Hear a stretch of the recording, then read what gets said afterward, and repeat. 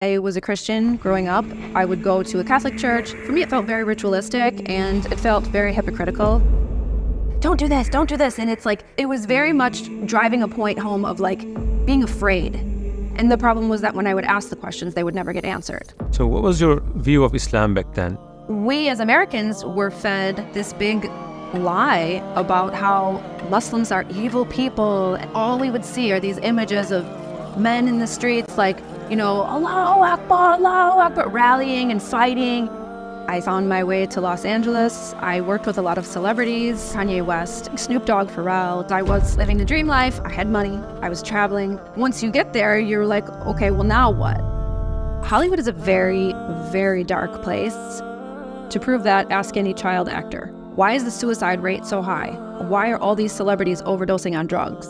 How come none of them are happy? They're all searching for something. I somehow managed to find a copy of the Quran. I could not put it down. You couldn't take that thing away from me. Mom, I have news for you. She's like, oh my goodness, you're moving to Morocco alone? I landed in Morocco, and from there my life changed. How did you take your Shahada? It was such a hard thing to say in Arabic, but such an easy thing to say from the heart. Your heart just lights up and you're like, okay, this is it. And then you run to it and then hopefully stick to it. After witnessing what's going on in Gaza, many non-Muslims were really interested in Islam, from America as well. So how do you see the future of Islam in America? Well, I can't say for sure because I can't see into the future, but I do know that after 9/11, there was a huge amount of reverts that came from that. So I think this is a lot different because when we looked at 9/11, we were told that terrorists did it, which obviously they didn't. We were told that these terrorists were attacking us on our homeland.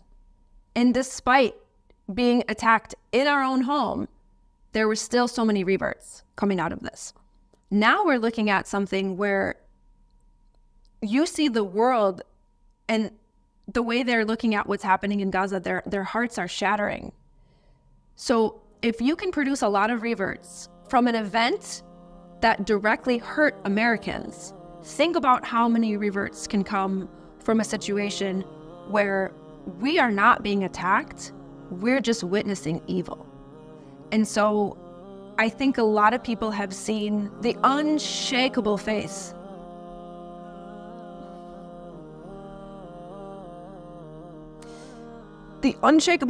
of the Palestinians. As Muslims, we need to learn from them.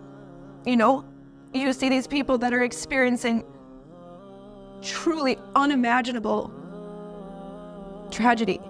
And we don't have to imagine it because we're seeing it in real time. And despite truly unbearable human conditions, they all have their fingers up. And they're all saying La ilaha illallah every time. And for the world to witness the way that Muslims truly rely on Allah, you don't see from those Muslims there the reaction that the world would expect. You see the exact opposite. You see the tender moments, the soft hearts. You see people helping each other. The world is finally seeing Muslims are not the monsters that we've been portrayed as for so long. You know, we're not characters in movies with, you know, strips of fabric tied around the head and guns everywhere. That's not the Muslim. The Muslim is the one who is getting killed at Al-Aqsa. The Muslim is the one who is burying his wife and his 11 children and still saying Alhamdulillah, Alhamdulillah, and still having the strength.